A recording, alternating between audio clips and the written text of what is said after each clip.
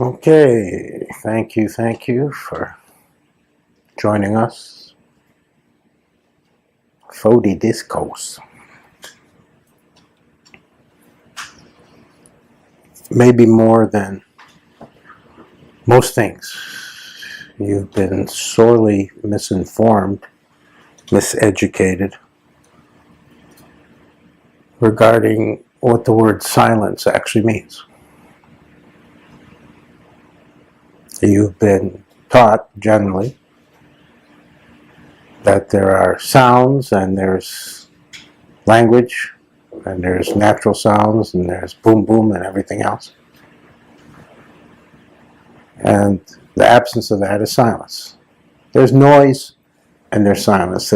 There's things that make sounds and then no sound is silence. That's unfortunate that that's the definition you've lived with. Because silence, just like I've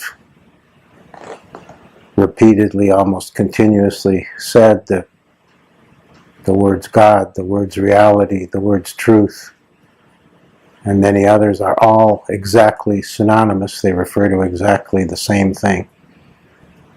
They're not aspects, they're not different forms, they're not slightly nuanced, and it almost means that, but not quite. They mean exactly the same thing. They're just different words for the same thing.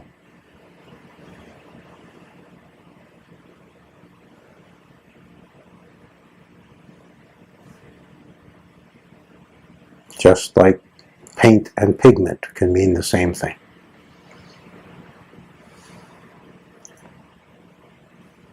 Another word that means exactly the same as those, the same as God, the same as truth, the same as reality, the same as how some traditions use the word self with a capital S.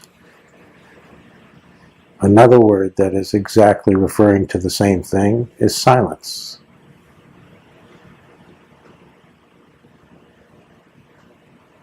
And once you've been so thoroughly miseducated, it's hard to come around to an understanding of the actual definition, the significant definition, the meaning that has meaning.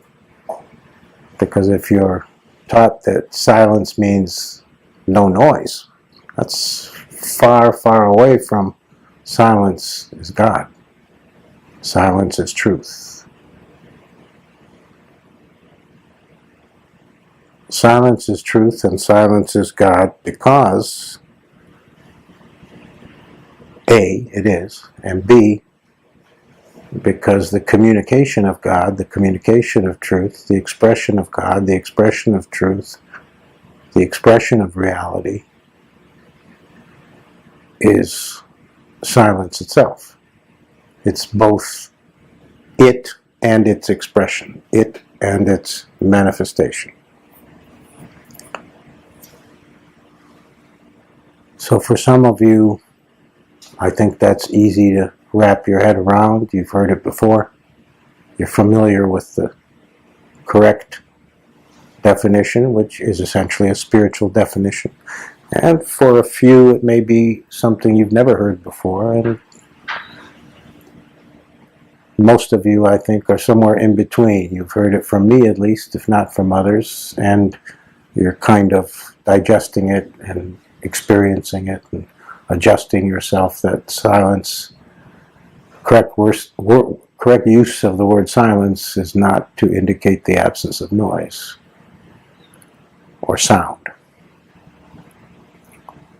So you should also understand that silence is the language of existence. It isn't that existence or God or truth is silent, meaning expressing nothing, saying nothing, communicating nothing. It isn't that it's a sanctimonious silence. That silence is the ultimate language. It is constant expression, ceaseless expression. If you think the way you've been taught to think about language, you can, which is not correct either, but nevertheless for now, you can think about it as if someone were talking nonstop forever. That's silence. Someone expressing ceaselessly, something expressing endlessly. That's why it's eternal silence, it's infinite silence.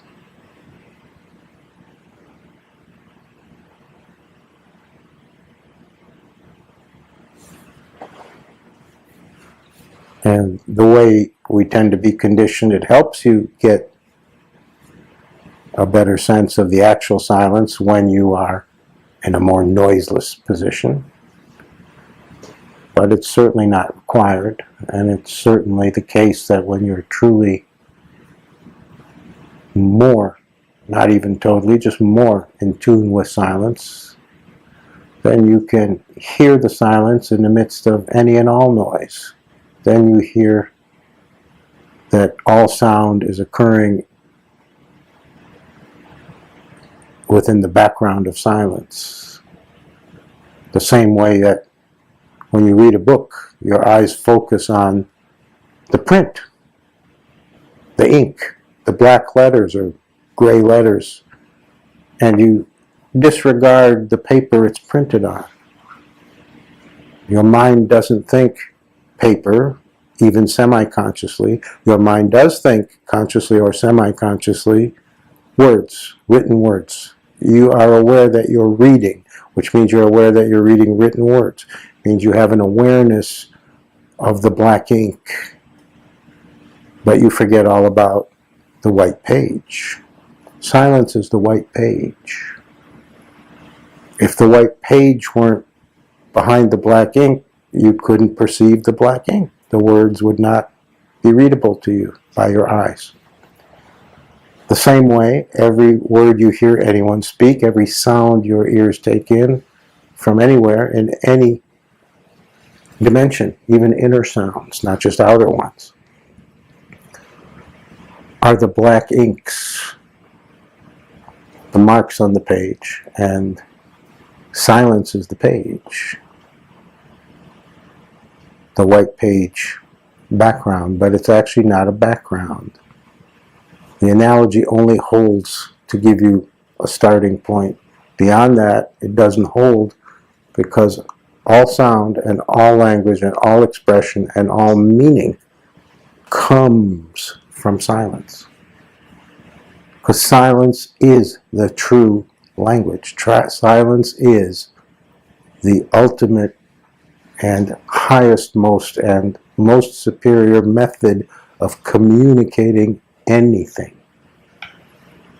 When people are deeply in love, what they notice really deeply in love, and usually at the beginning, it changes later.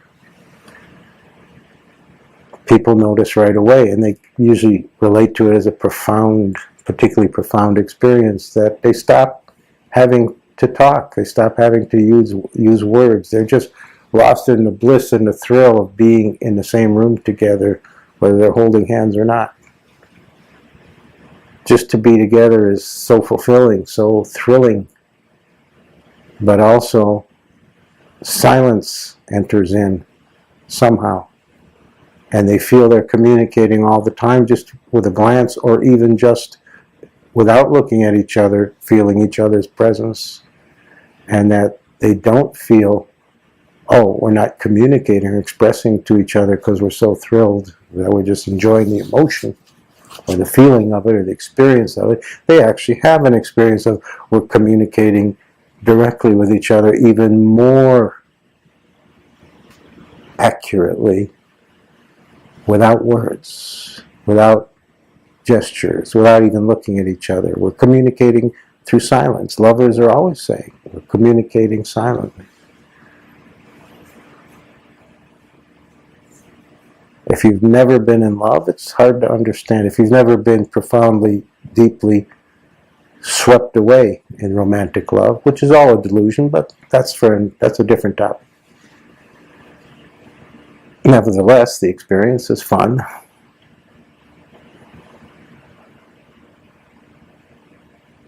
If you've never had that experience, then you don't have an easy frame of reference for that description. If you have, then it may be very familiar to you. Either way, silence is not nothing spoken. Silence speaks ceaselessly. And richly, because silent speaking is not the way you and I speak. It isn't full of trivia, full of nonsense, full of things that don't need to be expressed or communicated. When silence is expressing, and silence is always expressing, it's always expressing the great profundity of all. It's always expressing the supreme, the ultimate. It's never expressing a thought. That's mind and ego. It's never expressing an idea. That's also mind, and that's abstract. And one step removed. It's never expressing an intention or an emotion, because that's antecedent to that which is superior. The superior would have to lower itself, and the superior doesn't do that. So it isn't expressing, in other words, it can't be anthropomorphized. It isn't expressing how we express or what we tend to express. And it isn't communicating for the purposes that typically human beings communicate. It is ceaselessly expressing and endlessly communicating because it's truth itself, because it's God for real, because that's the nature of it. The nature of silence is profound, ultimate, constant expression, communication.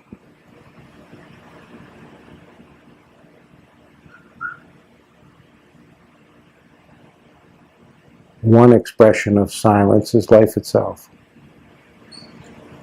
So this doesn't have layers, but it has, let's say, embedded. There's different understandings about what it represents, what it is, what it means, and what it is. And one of them is life itself is a process that comes from silence. Existence itself is synonymous with silence.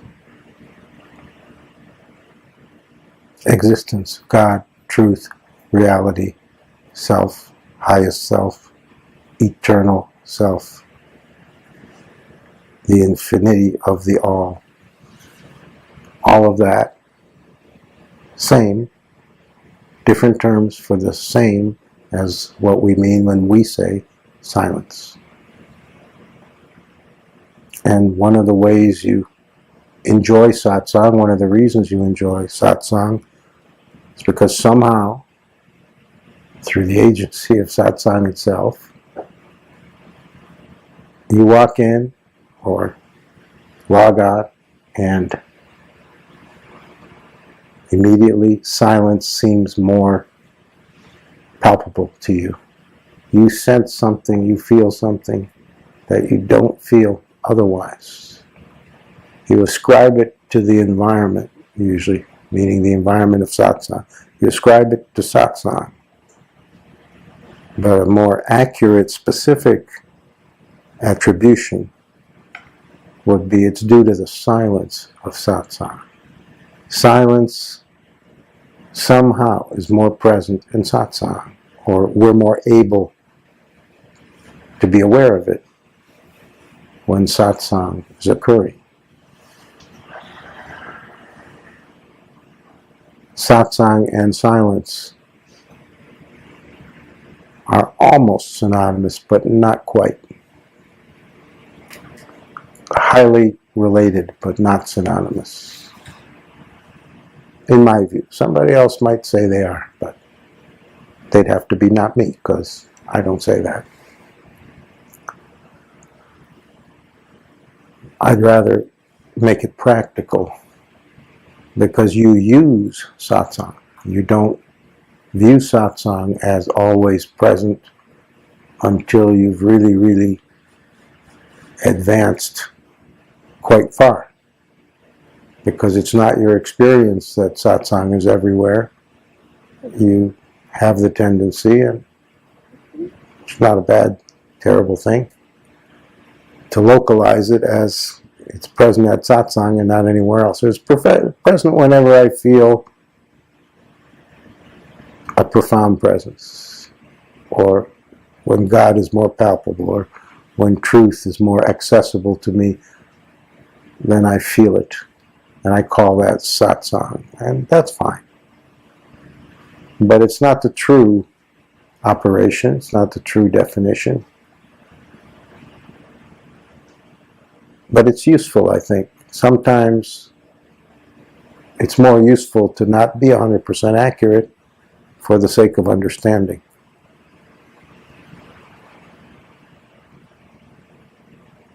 So when you are more able to perceive the silence, whenever, wherever, however, that's exactly the same as being more able to sense how satsang is present outside of a meeting of people called satsang.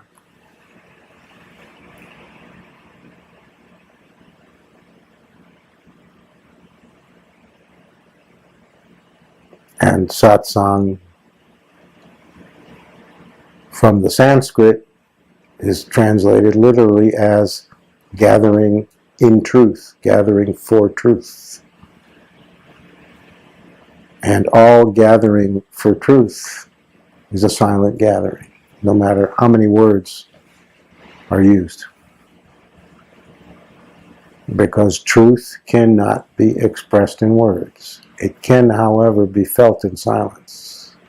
God cannot be described or alluded to in words, but can, however, be experienced in and as silence. Reality cannot be objectified in language and categorized and parsed and discussed, because reality isn't discussable. It can't be expressed in words, because the nature of it is silence. And because the attempt to describe in words actually veers away from truth itself. Words also, besides having the power to communicate, have the power to obscure and confuse and lead away from. So the more reality is communicated through the language of silence, the more accurate the communication. The more God is expressed through the medium of silence, the more accurate the expression. Language, words, human expression, non-silent, linguistic, word-based, which means mind-based, which means idea-based and conceptual, human expression, will always have the aspect of veering away from actual God and actual truth and ground reality. It can't be otherwise. If you dip into water, there will always be wet. It can't be otherwise. They're not separable. There can't be water without wet. And you can't take a step away from truth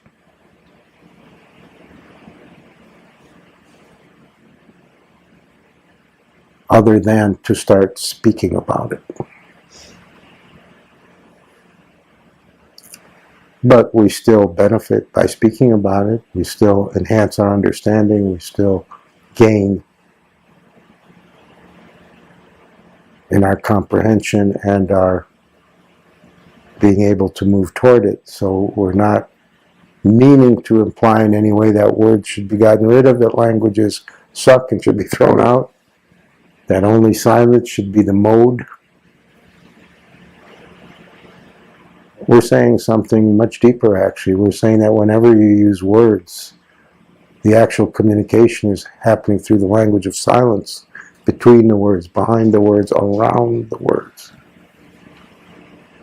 That silence is the only language of this existence.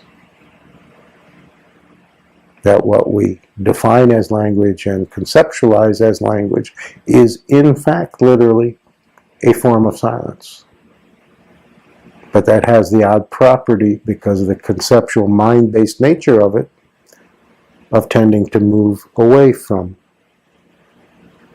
silence, away from the truth of things. It's very odd, but so.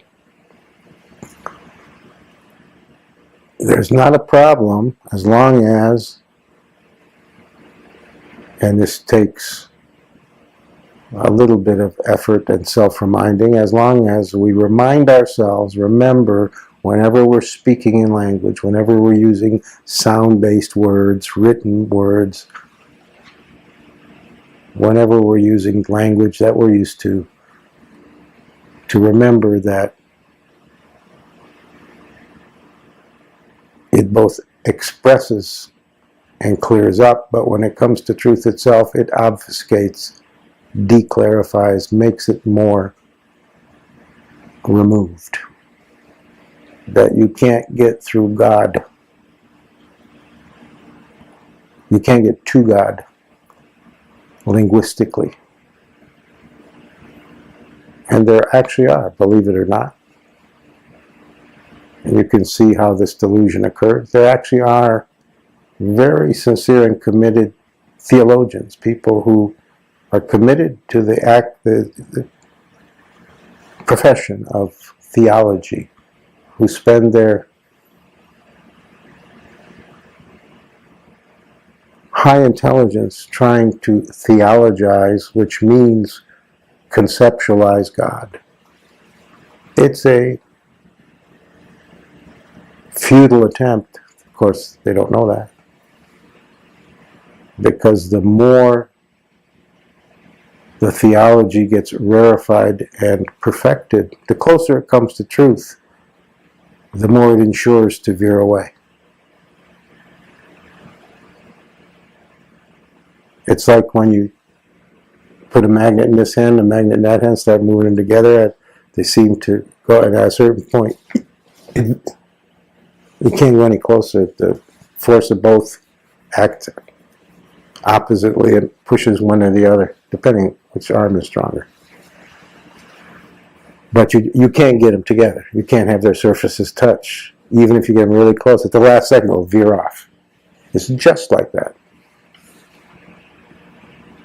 Language, the language of theology, no matter how sincere and well-intended, will always end up sooner or later veering away from what's the true attempt. The attempt to get to God through proper understanding will always veer off into misunderstanding, no matter what. You can't get to God theologically. You can get to a rarefied mind concept of God, and God is not a concept. So, even going far into it, you're way off.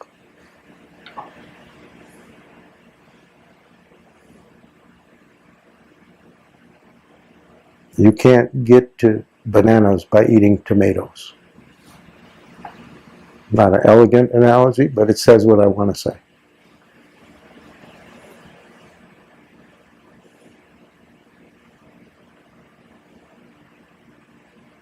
So the task for all seekers of any ilk, of any kind, for any purpose that involves true seeking, true spiritual endeavor, always includes, whether they know it or not, becoming more attuned to silence, the real silence, becoming more sensitive to the silence that pervades.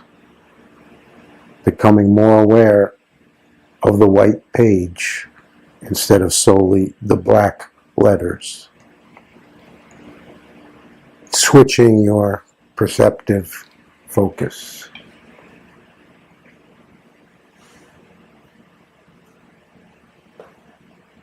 So when you listen to me, just the same as any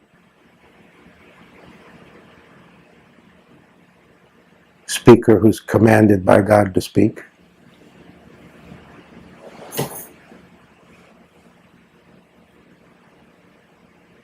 of course you think you're hearing words. Of course it is an experience of listening to someone using ordinary language.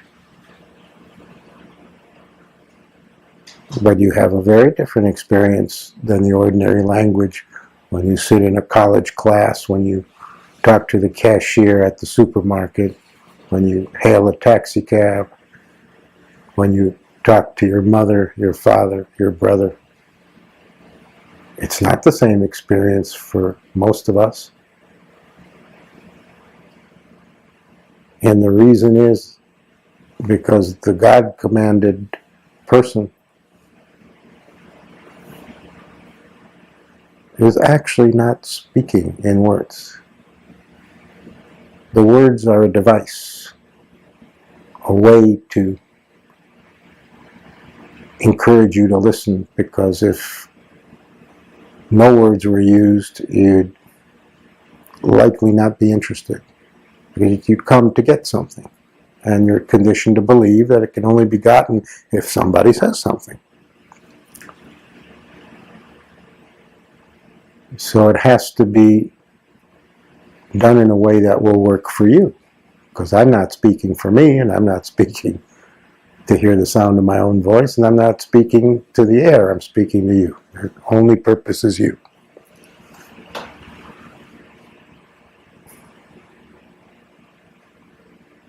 So there's nothing wrong with understanding it, that the speaking is so that the silence can be doing the expression. So that silence can be speaking to you, so that silence can more and more enter you, so that you can attune yourself more to silence. And the relationship between master and disciple is a tuning fork, is you are more and more attenuating, more and more attuning yourself, consciously or not, to the vibration of the Guru, to that pitch, to that frequency. That's the transformation. That's the magic of discipleship. That's how, it's not really magic. It's a very, very specific process. Just the way a tuning fork and tuning an instrument, using it is not magic. But if you don't know anything about music and tuning forks, it can seem like magic.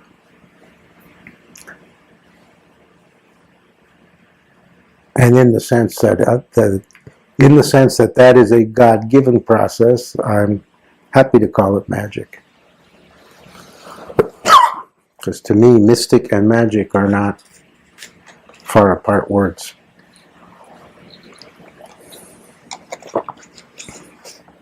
To me, magic does not mean hocus pocus or a trick of perception. To me, the word magic is very close to mystic. To me, the word magic, and it's my own identification. I'm not suggesting you have it. I'm just sharing how it is for me.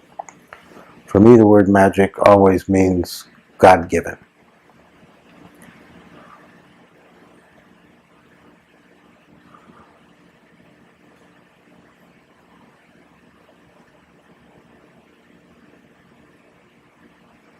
So the more you perceive it, good, and if you don't perceive it at all, just as good.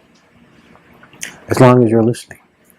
When you hear me speak, I get to communicate silence to you, whether you know it or not. It's not important that you know it, but it may help with the attuning, and it is the task of every true spiritual seeker to attune to silence more and more, to the degree possible, and over time becomes, like everything else with practice, better and better at it, more possible.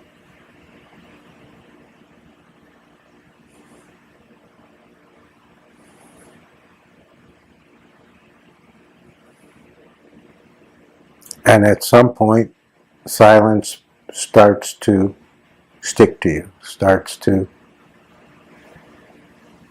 be around you, easily flows towards you, because you've more and more silenced yourself, more and more stepped away from the mind dialogue, inner dialogue, which is just a conceptual one. May seem to you like an emotion, to some people it seems like an emotional dialogue, but it's still conceptual, because every emotion has a thought behind it.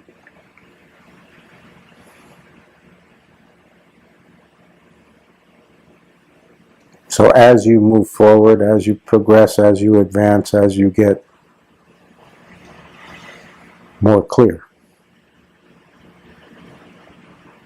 with every further transformation, you become more able for silence to reach you. And that's exactly what happens. Silence starts to come around in different ways. And you have different experiences that you may or may not relate to the presence of silence or the accessing of the silence that is always there, always so, always everything. And even that is highly significant, whether you sense it as silence or call it silence, however you perceive it, experience it, fine. But understand that it's never not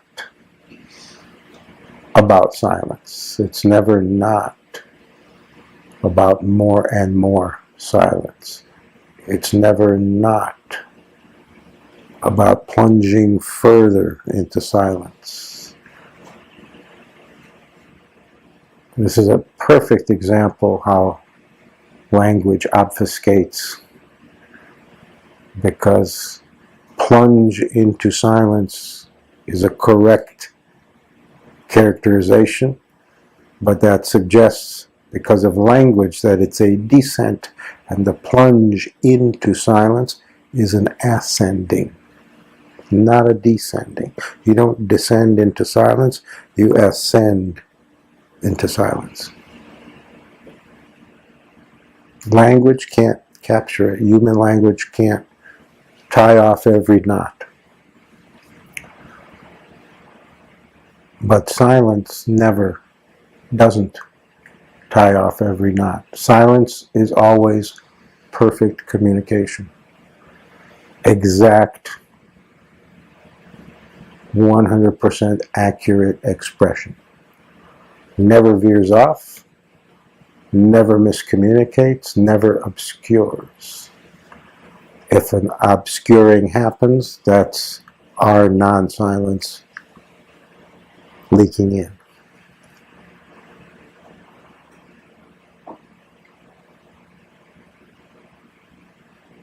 God has no interest in obscuring.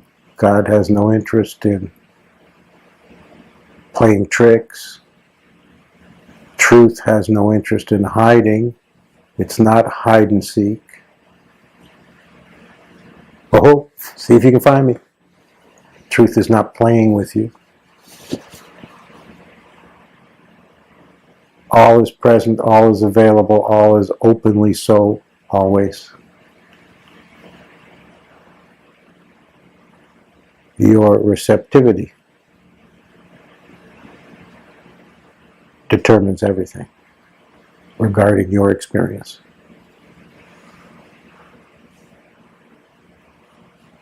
The absolute direct experience of God is always right here, right now, and your receptivity determines whether That's your experience or something other than.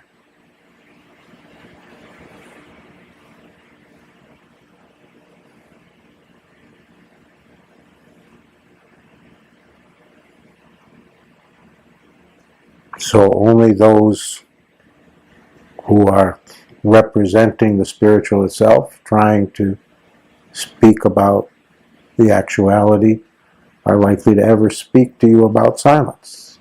Otherwise, it doesn't come up. Otherwise, the rest of the speaking world isn't interested in that subject as that. Nor do they have to be, nor should they be. That's their business, but we're talking about your business. We're not comparing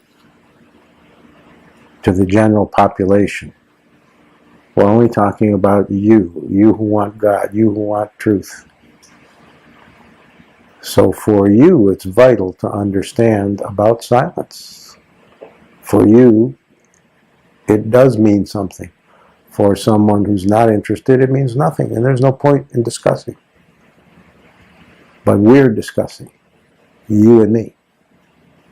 This isn't being broadcast on the FM channel for anyone who accidentally tunes in.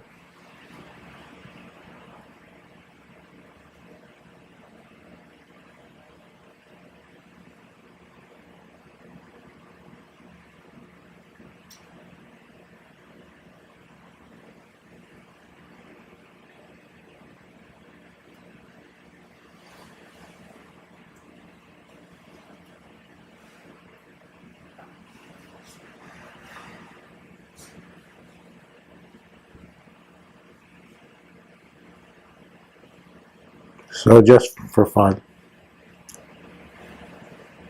for however long it feels right,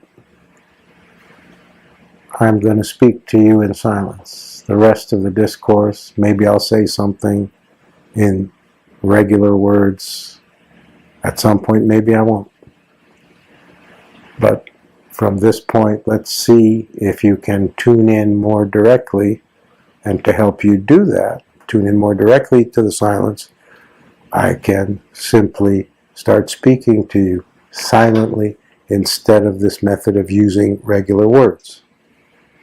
I don't have to use regular words to speak it. I can. Every God-commanded speaker has the ability to speak directly through silence, as silence, with silence. My recommendation is that you don't do the typical thing people do in a situation like this of close your eyes and get meditative. Don't close your eyes. Don't get meditative. Be normal. Be as you typically are. Be as you are when you're walking down the street, driving the car, eating a sandwich. I meant those separately, not doing all those at the same time. Because if you close your eyes, you tend to sail away. And I want you to really see if you can tune into silence rather than sail away in some drifty, airy-fairy version that your mind will say, this is silence, and it won't be silence. It'll be a dreamy thing. So don't close your eyes. And it is of value. It is better. It does help to actually look directly at the God-commanded one. It does help to look at the Guru, gaze at the Guru. Again, not going into a stare or a hazy, not to drift away, because silence isn't away.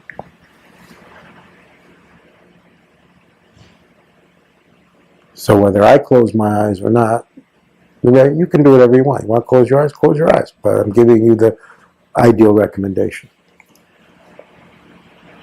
on how to have best conditions for tuning in for real to the silence that's communicatable, transmittable, always present, always offered,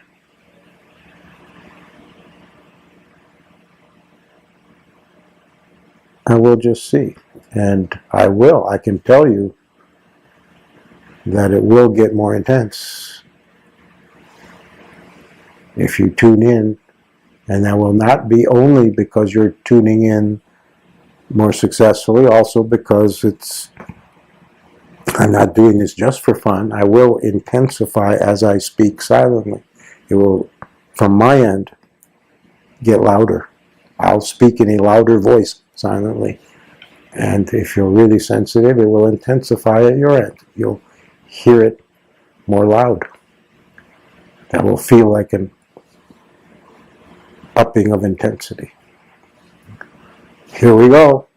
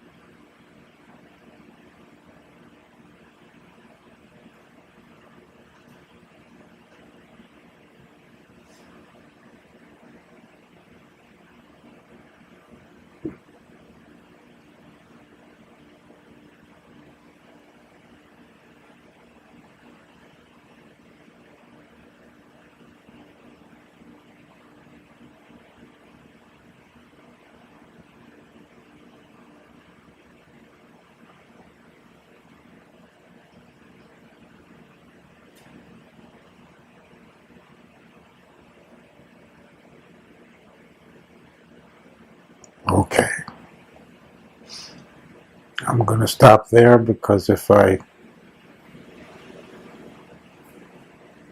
amplify it more, it jumps to another level that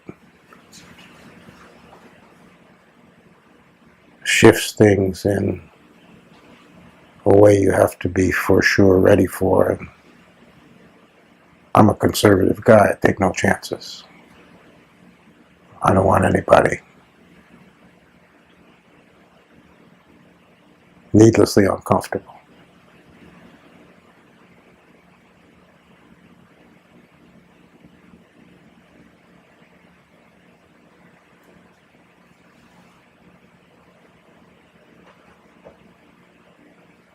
Or just evoking a headache needlessly. You can also get a hell of a headache by that bump up. Maybe another time we'll cross that bridge, but for tonight, it's good to leave it here.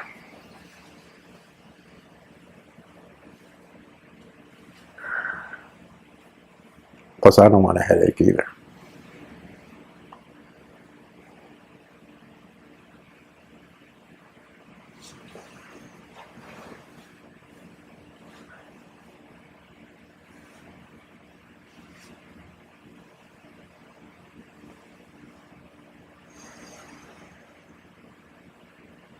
So the right understanding is you are always in the process of more and more trying to attune properly to the silence that pervades, the silence which is all.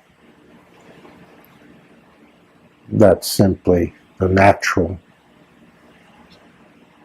movement of life, especially sentient conscious life.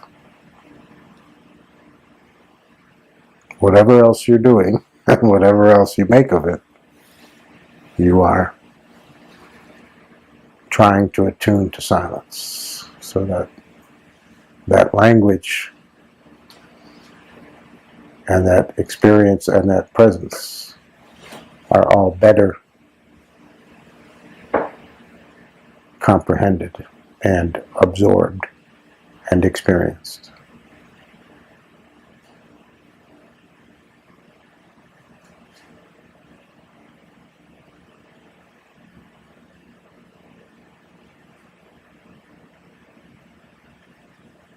Maybe it's because I was talking about silence, but an entirely new term that hasn't come out before got used, the God-commanded one. So remember, I said to you the other night, I've said it many times over the years, that there aren't big qualifiers for being in the guru chair. It's only a few. One, and I described two, but having said the two, let me be sure to add the third so nobody thinks there are only two. A, you must be a devotee of someone or something. B, you must never, for even a fraction of a second, have had the thought, idea, or desire to be the guru. But the most essential one, those are all essential, but somehow more essential, is you must be commanded directly by God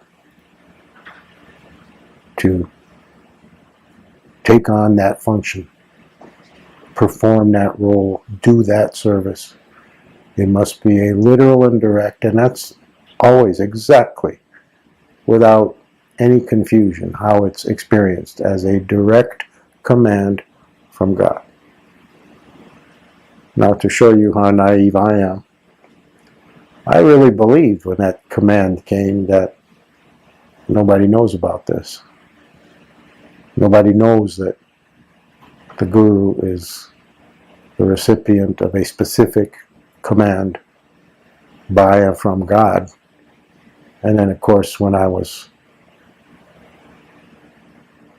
reading more and more Sivananda, because I wanted to give you the Sivananda handouts, he talks about the guru is the guru because God commanded him or her to be the guru. That's the first time I've run across it, other than in my own experience.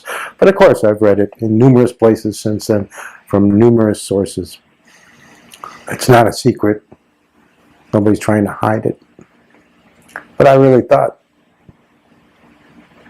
initially that this is not in a book somewhere, that God commands people, ordinary human beings who happen to be devotees, who've never for a second desired to be the guru.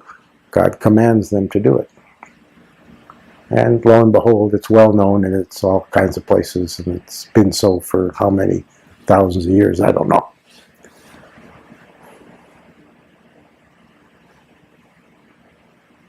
But there are no others. There are no other requirements. It's those three only. That's the whole list. Nothing else. You don't even have to be good at it, or good at public speaking, or good at transmitting silence, because God takes care of all of it.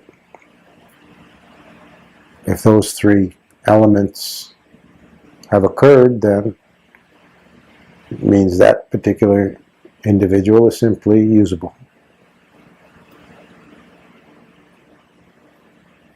Shouldn't be given much significance other than that. No special powers are required. No extra gifts are required. The guru isn't superior to you. They're simply the guru because they were God commanded to be the guru. You may be God's commanded someday. You think I ever imagined for a second I'd be God commanded of all things to be the guru? Wow. I would have laid a lot of money and given you huge odds against that one. So, don't be so quick to think it could never be you. I would have certainly said it could never be me, but it didn't come up in my mind because I would never think that way, because it could never be me.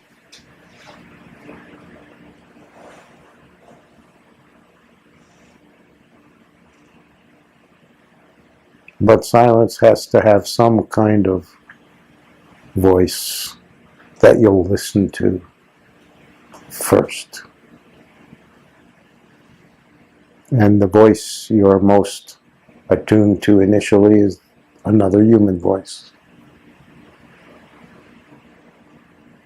But when the human being is God commanded as guru and speaking, the human being isn't speaking. God is speaking.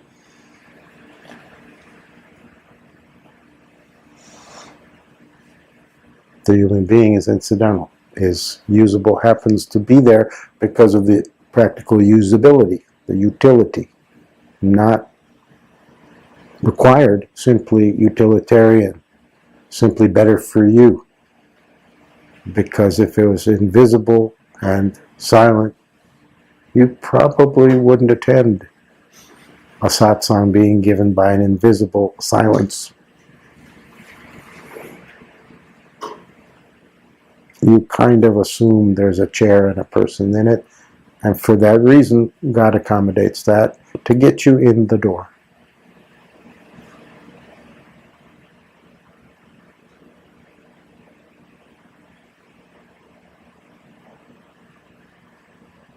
I'm not trying to get you in the door, but God is.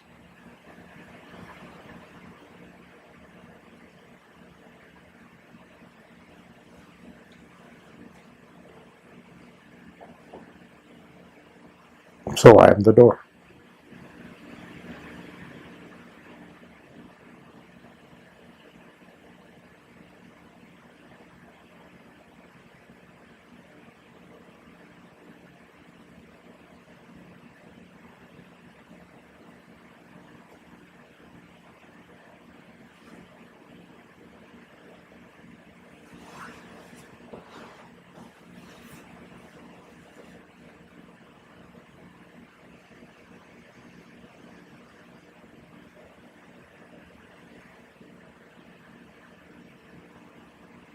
When the silence becomes deafening, then you know,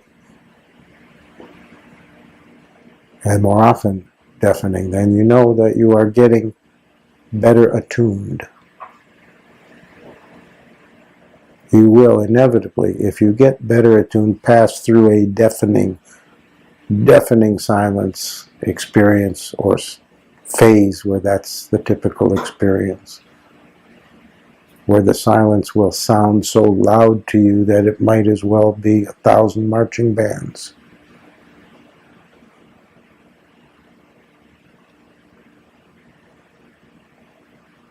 And 1,000 marching bands are all playing because of silence. The sound you hear from 1,000 marching bands at once is an expression of silence. In fact, nothing, never anything is not an expression of silence. You are an expression of silence. Wherever you're sitting, that room, that house, that block, that city is an expression of silence. This world, this universe, this eternity, this infinity is an expression of silence.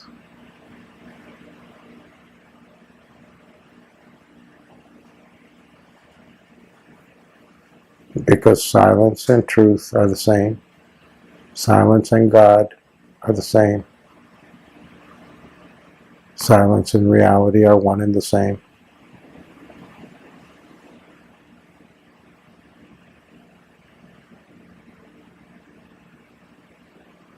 And that's just so.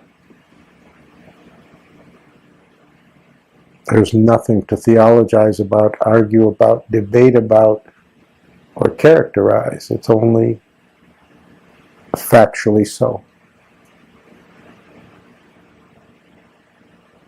All the debating and all the arguing is mind. All the wanting to explain and wanting to know the explanation is mind. Mind knows nothing of silence. Silence is beyond the mind, before the mind, without the mind. No mind is needed for silence. And in fact, mind is an expression of silence, but a very noisy one.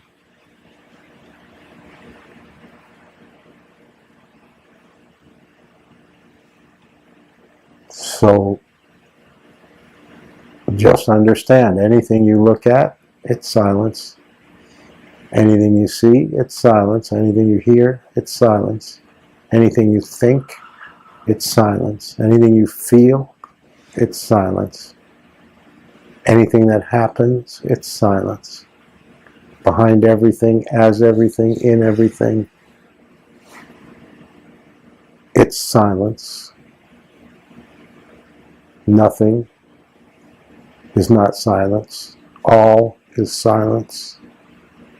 Only silence is. Only silence ever was. Only silence ever will be.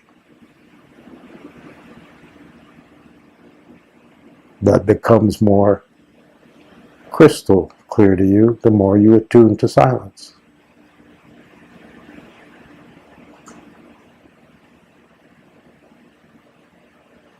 Prayer is silence, and silence is prayer. When you become maximally attuned to silence, you become the prayer.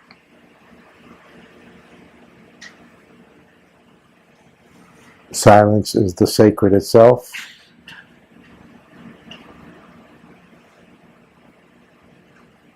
In all directions, silence, silence, silence.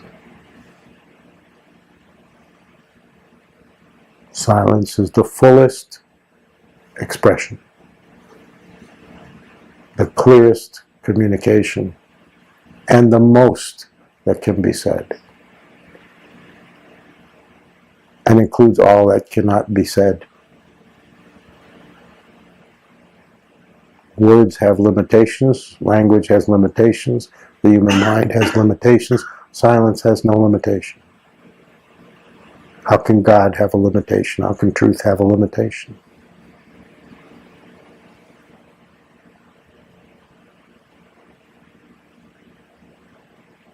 So I've spoken many times, not regularly, but often enough about silence. And tonight I've spoken more fully, more specifically about that subject. And probably even will more so on future occasions. So if it's a boring subject for you, you need to let me know. But I don't think it is.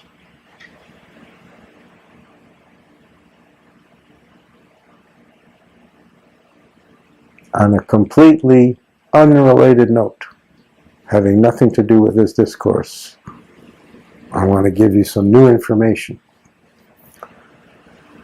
First of all, I want to thank you for your support of this Los Angeles Center in Reseda. And I want to inform you that we're moving it.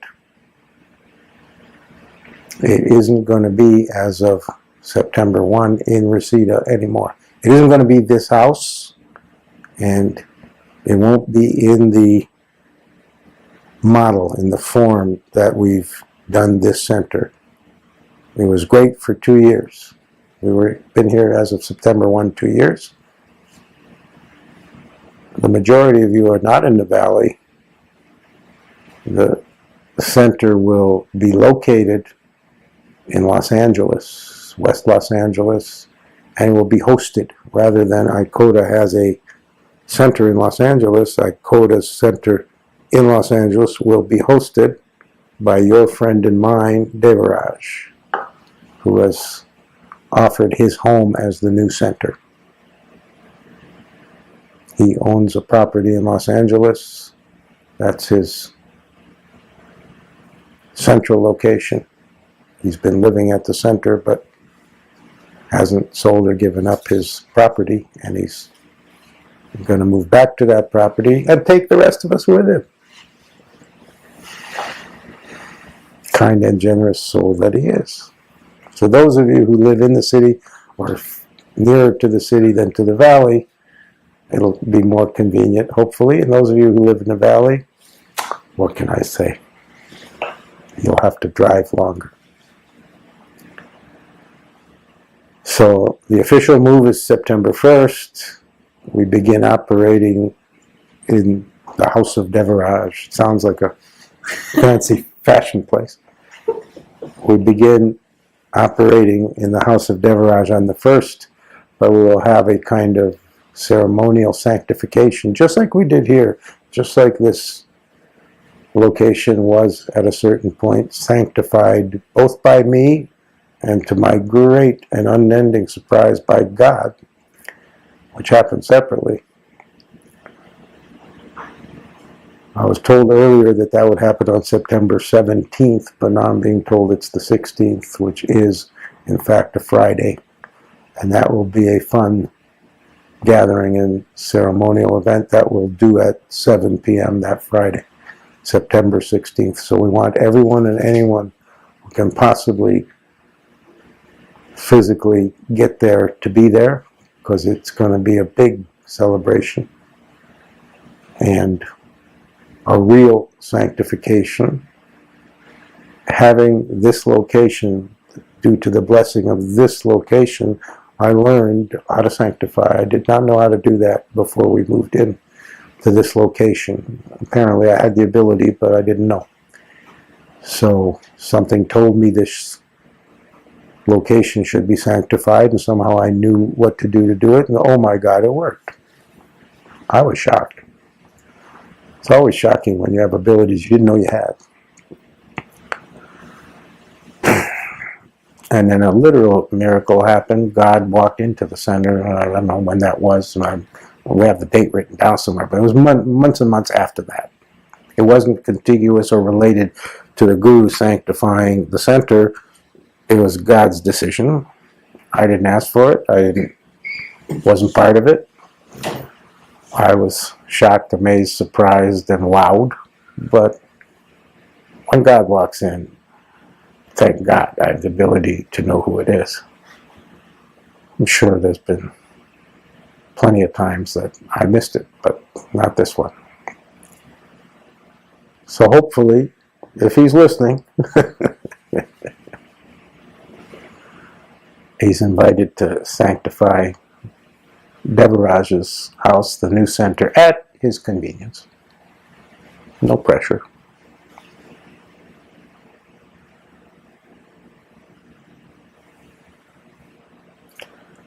But I can tell you that being present for an actual act of sanctification is a high blessing, and I encourage you to be present because it flows to you. When you're present, it flows to you in a way it cannot and will not if you are not physically present. It can still flow to you. You can be present online, and that's great, but it will not be as potent or absorbable as much. That much I know about this process of sanctification, that those present benefit. Those physically present, those who are within 30 feet of the actual sanctification process benefit greatly.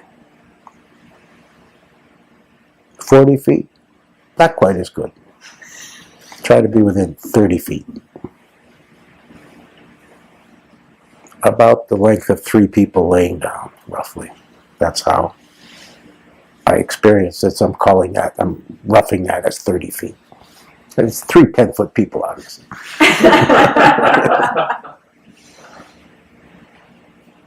Outside of 30 feet, almost as good. Maybe 95%, but not quite as beneficial. Okay, I'll repeat it when we have our big holiday celebration Friday, because not everybody is, even though there's many people at this discourse tonight, everybody of course isn't here and they won't all hear it, and I want to repeat it, and we'll continue to repeat it for this last month we're at this property, so that people don't show up the first week of September knocking on the door thinking that we have been taken away by aliens, space aliens came down and removed us from here. We're on some other planet having satsang. Well, we will be on another planet. It's called Los Angeles, West Los Angeles. That's almost another planet. But you can go there easily. And if you have questions, other questions or concerns about the move, nothing is changing, by the way. All the programs same, every event, same schedule, everything. All the same, except in different location. And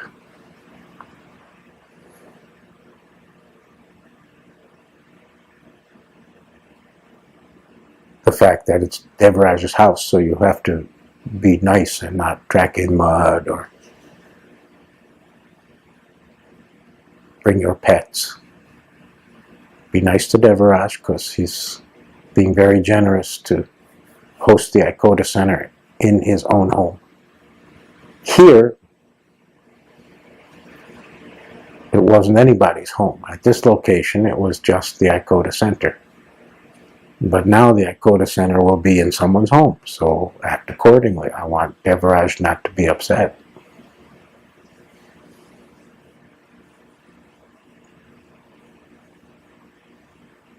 Do not urinate in his basement.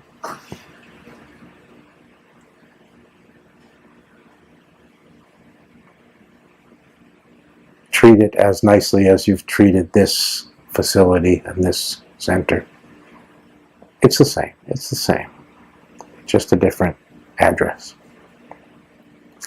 In fact, once it's formally sanctified, I think you'll be shocked at how much it'll feel exactly the same, like we didn't even move. Because the energy, the sanctification releases and brings in the same, it's the same energy. That energy is quite specific. It's not just whatever happens. So you'll see. So the ones who live closer to the city will be jumping for joy, and the ones who live in the valley will be upset. And what's a boy going to do? It's the way it is. Nothing stays the same. Nothing is permanently located anywhere forever. And we're happy for this move.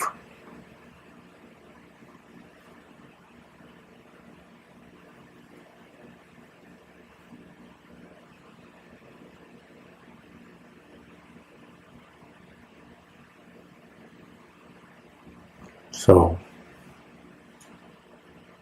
the satsang of the guru and the disciple is the satsang that involves the guru and the disciple meeting in silence. Understand it more.